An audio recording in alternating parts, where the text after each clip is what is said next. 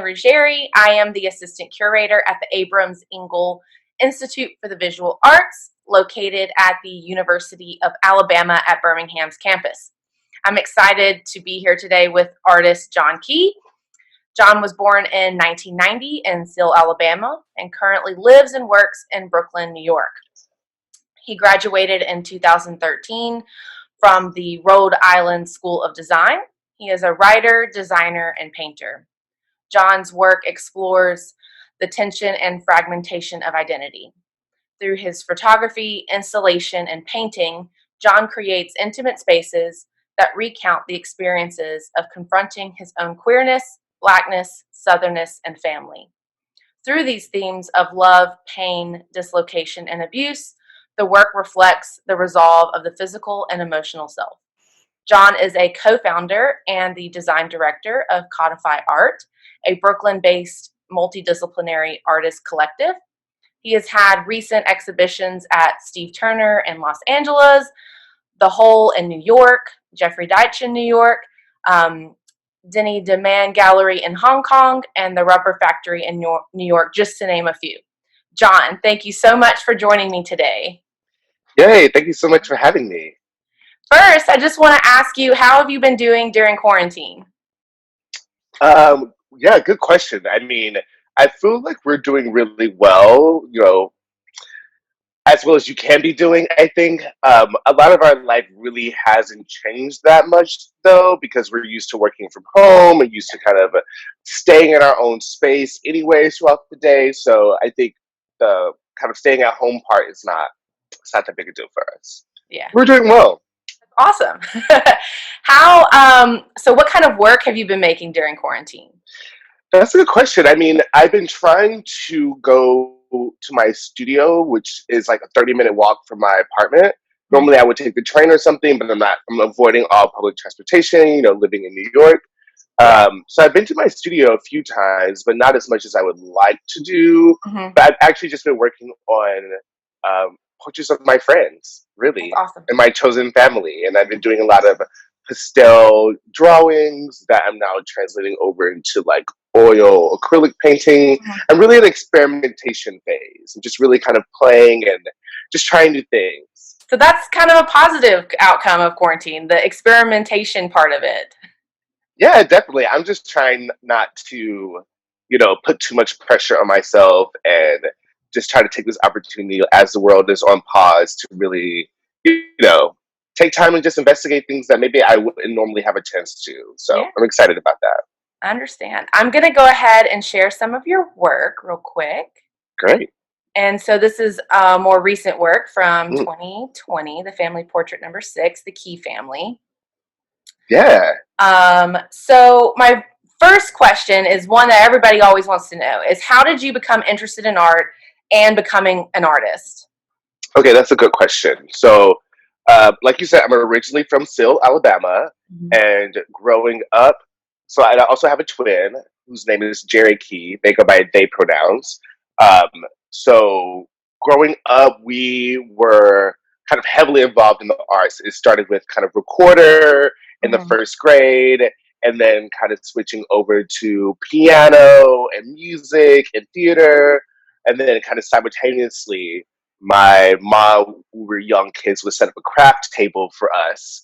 And so, and they really encouraged, us to play and experiment and do these things. And we grew up in the country too, so it was kind of a nice thing, just to have kids like sit there and play and make things. That was always something really fun for us. And I think probably around the age of 10 years old is when I think both my twin and I were both kind of painting and doing music and all of this stuff. But I took like oil painting pretty seriously. I was trying to really figure out like, what does it mean to paint as like a young person.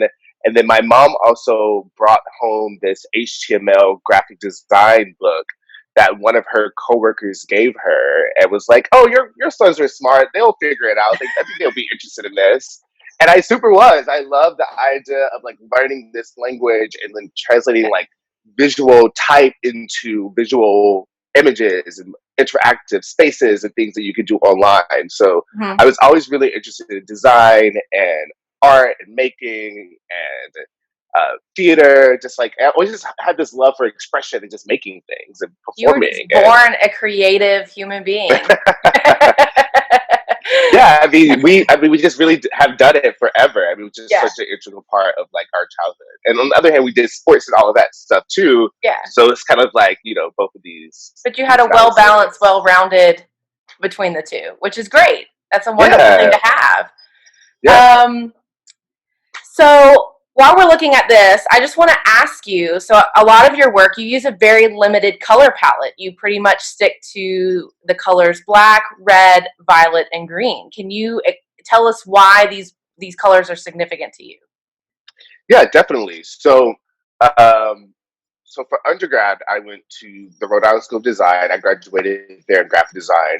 And I think a lot of the questions that I was asking myself for our thesis project, degree project, like our final big project, um, is what does it mean to be a graphic designer from Alabama? What does it Yeah. mean to be a designer who is Black? What does it mean to be a queer designer? Like, do any of these things reflect in the work that I'm making or in the work that I'm interested in making? Hmm. So basically, that took me down this kind of long writing path where I was just writing, asking myself a lot of questions, interviewing my family, figuring out things about, things about where I come from, maybe things that I maybe didn't know about my own family history, maybe things that I didn't think about myself, maybe things that I had never even said aloud. And so I think through this writing process, it kind of transformed into a book. And in Hmm. this book, it really distilled to these four pillars of my identity, which was my southernness was really important to me, my Hmm. blackness was really important to me, my queerness was really important to me, and my family. All of these four things really make up who I am as a person. It really speaks to the intersectionality of my identity. Hmm. And so from that, I basically moved to New York Hmm. at the end of RISD. And again, when I started making work again, was like asking myself these same questions. Like, Yeah. when I was doing this work, like now I'm in New York, now I'm interested in changing like the medium of this work. Like, how can I give myself more visual vocabulary based off of my writing? And Hmm. so essentially, I took these four themes and all this writing that I've done before, kind of reinterpreted it in like very specific visual frames, did a lot of like art history research, did a lot of color theory research, and then that is kind of how these colors came to life. So black is for blackness. Hmm. Obviously it reflects my skin, really taking out this idea of colorism and nuance of like pigment. Hmm. And family is red, and thinking about rebirth, thinking about bloodlines, thinking about ancestors. Green is southernness. So I grew up in a very bucolic area. There was Yeah. literally farms and things around me and horses everywhere. And the landscape is just so specific, obviously living in New York, which is the exact opposite. And then finally, queerness, which is violet. And I Hmm. think violet is a really interesting color because I think a lot of people think about red and blue, which kind of makes purple, Yeah. right? Which I think purple's not really a real color, but I think it also exists in this binary of red being like feminine, blue being like masculine. But Yeah. what's nice about violet is actually it's a true color. Like it exists in the world as violet. It's not a combination of any color. It is its own color, its own Yeah. creation. So I like that in terms of adding the agency of queerness, obviously it having connotations of royalty and Mhm. power and yeah, so yeah, I mean that's kind of the history behind the colors. I mean, I love it. I love that you identified the colors and how that visual language is very specific to the way in which you use them. So I wanted to ask you about the man. So is you title the man a lot, but is he a self portrait in a sense, or is he like a another identity of yourself, or who is the man? Yeah, that's a good question. So when I the man of Violet Suit is definitely based off of me, right? It's based Mhm. off of my features. Like in all terms, they are self portraits, but at the same time, it is a different performance, and it is Mhm. really a very stylized version of myself, and it's Mhm. really thinking about myself stripped down, really to these isolated four identities in the frame. And so when I first started the Man of Violet Suit paintings, it was actually right after the Orlando Post nightclub shooting in 2006, and thinking about, like obviously that was a huge travesty. It was like devastating for obviously queer communities, but the people that were really in this club were like queer people of color. Mhm. It was like the biggest massacre, American mass shooting at that time. And so really thinking about, what does it mean to be a queer Black man, a queer person of color, and find or take up spaces that are safe, right? Mhm. And how does my body physically fit into or have to contort in these spaces in order for me to survive?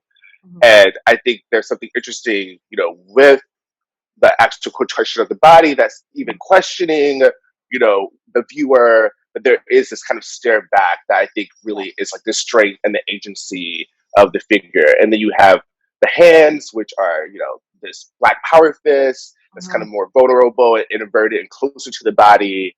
And then this open hand that's kind of like about collaboration and like knowledge and, um, yeah, and community. So yeah, that's where it started. So I mean, yes, they are me, but I Yeah. also think they can be anyone. Yeah. I think it is, the man in the violet suit kind of was born out of mythology, in my writing, Yeah. and so it is this kind of fantastical character, particularly in the beginning, and now kind of with the man paintings versus the man in the violet suit paintings is really focusing on the man kind of stripped down in personal spaces and private spaces. What does it mean to have like self-love and agency without these kind of outside gazes that are kind of impacting the person? And you can really see that. So you have this man in the violet suit, number 4, where he has the fist, the Black power fist, he has the open hand, and he is contorted in a very unnatural pose to fit in that space. And then when we go back to this man, he is really looking at you. He's very proud of himself. You definitely can feel the difference between just a few years in your work and your ideas and themes. I think it's so interesting, painting oftentimes reveals so much about the artist and the person who's making them and their own personal journeys of love, acceptance, and um, you know, becoming stronger, in our own identities. So I think that's a lot of what this work is for me, is really somehow meditative, somehow therapeutic, somehow allowing me to really grapple with these questions that maybe most people don't think about, Yeah. and really try to give myself more agency. Yeah. I can see the sense of agency being developed here. And so as we go forward, we have a family portrait that is from this year. Even though your patterns are still evident here, when we get back into like some of the earlier work, like this one, and even the this one, the twins, you have patterning and color. And so for you, instead of trying to trick the viewer's eye into creating an illusion of space within the work, you really embrace the two-dimensional aspect of painting. And can you just go into a little bit about why you do that in your work? Yeah, so there's so many things. So speaking specifically to like the patterns, for example. Mm-hmm. So my grandmother's nickname was Polka Dot. And so she was the matriarch of, my mom's side of the family. And then my dad and his dad, were construction workers, were laborers who like worked in the fields, worked with their hands and their bodies. And my dad still wears this kind of plaid uniform. Yeah. I call it his uniform, but it's really just like a plaid button-up shirt that he wears to work in. Yeah. And really thinking about, again, like the duality of the matriarch, the patriarch, Mm-hmm. and that being who I am as a person as well. And then as as I'm like painting these things, I mean, the man in the violet suit kind of always exists in this violet color palette. Yeah. And as I'm kind of introducing my family, introducing my grandpa, introducing my dad, then the patterns shift to kind of tell their stories a little bit more specifically, Mm-hmm. really speaking to that. So yeah, that's one thing. And then the flatness. So I think, for me, a lot of the images that I have always been really attracted to have been like posters. Me being a graphic designer, I think I respond a lot to very simple, flat geometry, very strong compositions, very clear drawings, and a lot of symbolism and codes. And so I think that translates over into the forms I'm making. And then also thinking about, sometimes queer Black people, queer people, people of color are not seen fully dimensional. And Mhm. so how can I push that in how these paintings are actually painted Yeah. versus, but they're also, it's interesting that they are flat, but then Mhm. they also have this kind of textural collage feeling with them because of like the layers and layers of the paint and how the edges of the paint meet each Yeah. other. So And there's kind of like a, you can really see, like, even in an image on some of them, just how thick the paint is, especially the ones on paper, because they'll show kind of, the thicker the paint, that it's just kind of inherent to the piece being rippling and just mhm. textured like that, like this one. I wanted to ask you about the Violet Dreamscapes. So most of your work is figurative. So how do these Violet Dreamscapes fit into your themes and ideas? Yeah, this is a great question. So I started these dreamscapes. I think this one was 2017, so Mhm. a few years ago, 3 years ago. And I think I was interested in our bodies Mhm. being landscapes, our bodies being a part of the land, seeing ourselves in historical kind of landscape paintings. So this particular painting and the first kind of beginning series of these paintings, we're looking at the Hudson River School kind of painting Yeah. canon, Mhm. and being like white male painters kind of going into the woods and conquering these landscapes and kind of propagating these ideas of manifest destiny and really stripping native people out of these landscapes and indigenous people who are here, but also like access to have who has access to the land, who has access to Mhm. these spaces. And then thinking about that even today, with who has access to housing, who's, I Yeah. mean, even with indigenous people, it's still the same types of fights. So, Certainly. um, so yeah, I think that's where it kind of was originally coming from. And then looking at these Hudson River School paintings and recontextualizing them with all the features that I'm putting on my queer body in these paintings, and then kind of dispelling them into this landscape and like turning the landscape now into my body. Yeah. So these mountains start to feel like figures, and the grass is still like the clothes that are covering it. And really, I think again, seeing our bodies as queer people of color larger than ourselves, Yeah. which I think is interesting, and kind of integrating us even clearer, into this American dreamscape landscape narrative that we tell ourselves. At times it's hard to feel like that's there, I guess, and especially for certain people and certain people in our population, like you're discussing. So I wanted to also just ask you how did growing up in the rural South influence your work? Yeah, I mean, this painting is a really amazing example, just because you know so much of so much of the work that I am trying to communicate about is how we all kind of carry our own traditions, beliefs with us as we navigate the world. And that impacts how we move, that impacts how we talk, that impacts like how we see ourselves.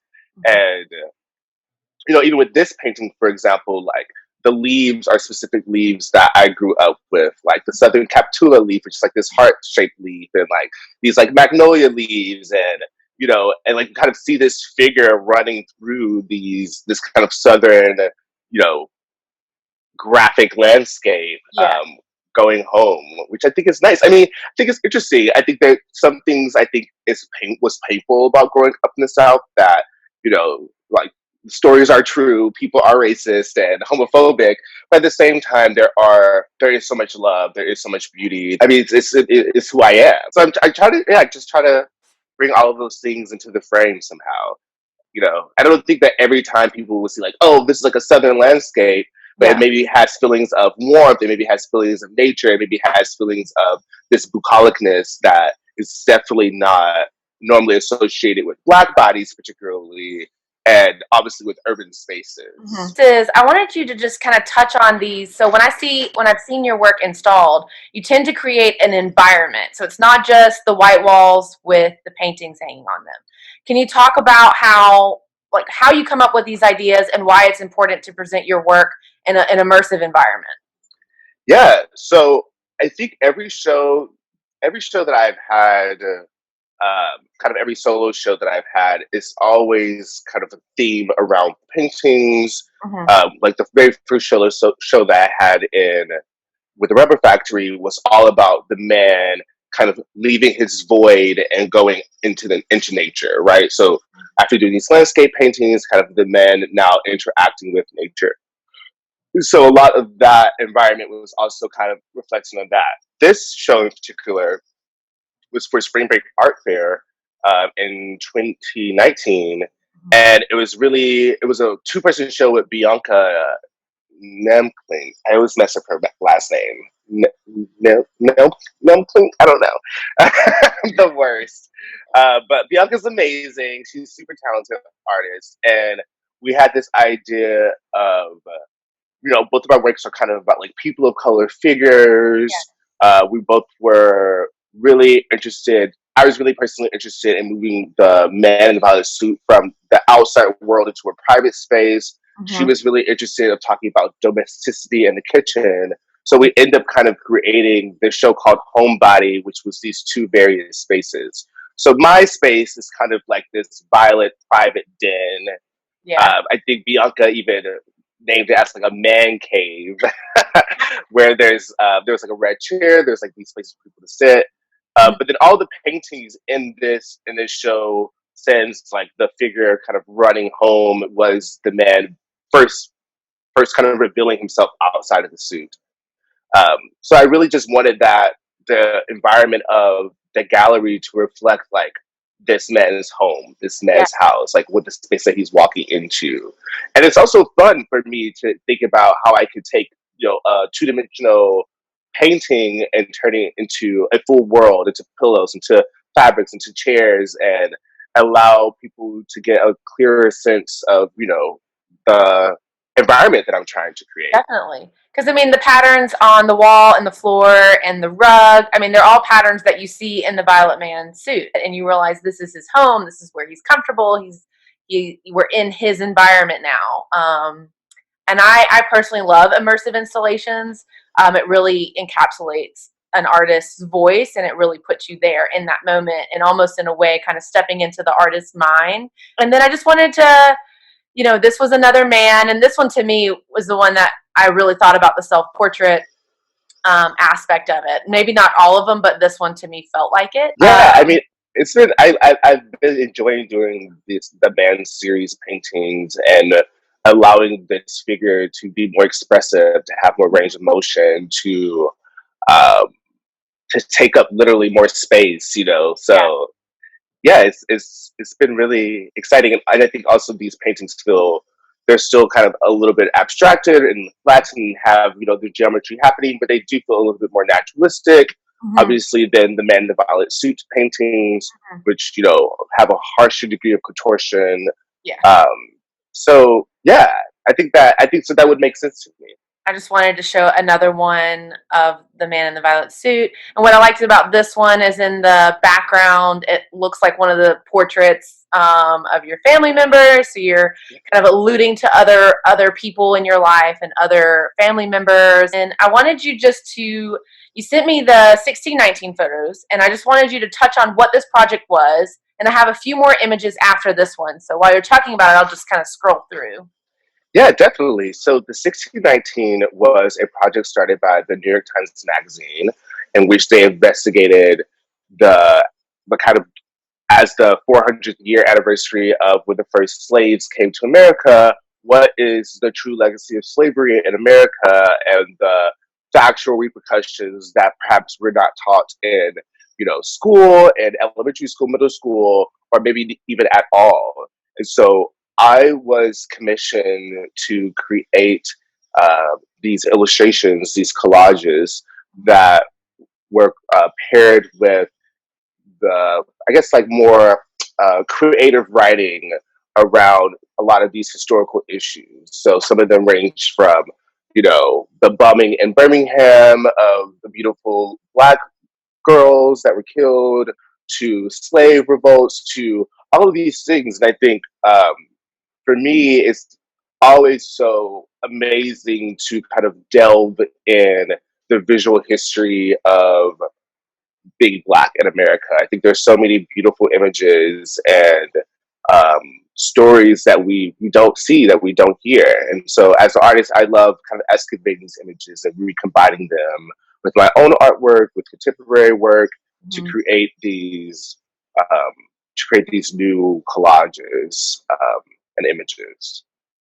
And so were the collages, were you given, like, for example, we have January 1, 1808, the act prohibiting importation of slaves goes into effect. So were you given that prompt to make the image, or did you make the image and then they kind of paired them together?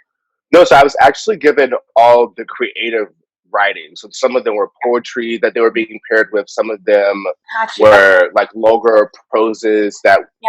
that was paired with, or kind of short story essays. Mhm. So and I mean, they're all like, I'm blanking on all of the names, but they're all so amazing, so powerful, super successful artists and writers. And uh, um, so yeah, I mean, for me, it was just one an honor just to work with such amazing content, and then be able to bring them to life. I think is always uh, just like a dream job as an artist. So it was like a very rich content that I was working with. And then I always source the images myself, and I use a lot of like, Library of Congress websites, kind of these large databases of historical images that are free and open to the public. And then I also paired with my own photography of my own body, or Yeah. photography of my own things I've taken in my own cities or things, and then combine them together. That's amazing. Well, John, I want to thank you for just giving us a little bit more insight. I know that I have learned a lot about your work, and it's been so great talking to you. Yes, thank you so much for the opportunity. It's been great talking with you as well. This is so fun.